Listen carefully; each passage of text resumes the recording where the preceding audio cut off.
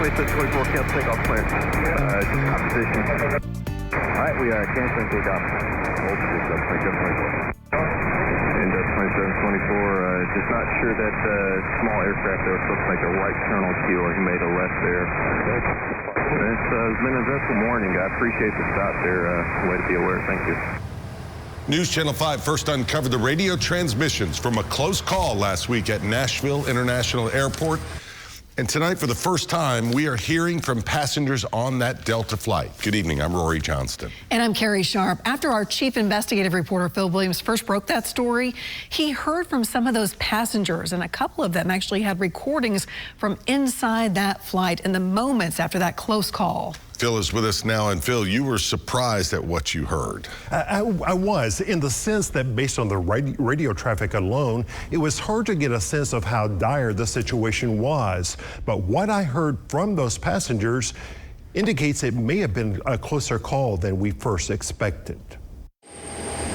It could have been really awful. And not only for us, but for that little plane that wasn't paying attention and wasn't listening. Looking back, Madison residents Russ and Mindy King are filled with gratitude. Gratitude for the pilot who was behind the controls of their Delta flight from Nashville to Minneapolis, St. Paul. It's a feeling shared by Hendersonville's Terry Sharp. I have never had that experience. I've flown quite a bit, over 2 million miles with Delta, and I've never had that experience until this time. 2724, flying 250, runway 20, right clear takeoff. Cleared by air traffic controllers for takeoff, Delta Flight 2724 began accelerating down the runway. The engines revved up and we started to, go down the runway at 500 miles an hour or whatever it is. The plane is moving very fast, and so you're getting ready, you're kind of going back in your seat because you're getting ready to go up. I grabbed her hand and we started to take off, and the engines revved up and felt like we started going wheels up. And then all of a sudden there was you could tell he just really stepped on the brake. We were looking at each other like, what's happened? This is like super scary. And because of all the things that, we've seen recently, honestly, I was waiting for impact. 2624, cancel takeoff clear. How hard was this stop? I mean, I'm a former flight attendant, so I'm used to turbulence and not necessarily stops. But it was, wasn't your typical, we're just going to slow down here. I mean, we're stopping. Mindy, had you ever experienced a stop like this? Never. I was amazed at a plane going that fast. It seemed to be able to stop so quickly.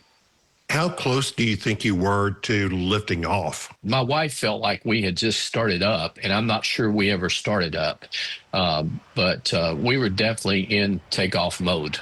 What the passengers did not know at the time was that this small single-engine plane had crossed into the Delta's path. What was the mood in the cabin? It was tense. Nobody was talking.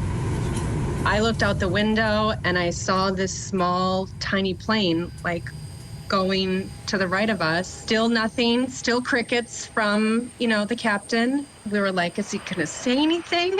Mindy was recording when the captain finally came over the PA system. As we began our takeoff roll, that aircraft did not stop and was crossing our runway ahead of us. Yes. As we were beginning that takeoff roll. He was very informative, very brave, and I think, there's problems with flying.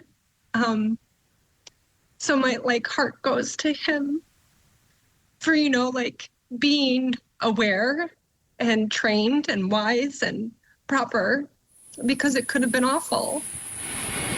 Are you the pilot? Yeah. It's an incident reminiscent of the Alaska Airlines pilot who also averted catastrophe at B&A back in September when controllers mistakenly crossed a Southwest jet into his path. After he slammed on the brakes, the tires on his landing gear deflated. Again, I'm going to take care of our necessary checklist that we need to accomplish after we go through a maneuver like that, along with a phone call, and then see if we can get back on our way. Everybody just stay seated. Everything's fine. Do you think that was a message that was needed there in the cabin?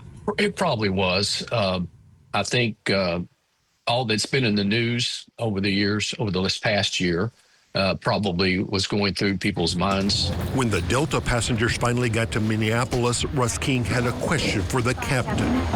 I said, did you actually see what was happening and that's why you stopped? And he said, yes, absolutely. I saw it myself. In hindsight, Russ believes that before Nashville controllers alerted him to the danger, the pilot had already started taking evasive action. So I gave him one of these. I gave him one of those and thanked him.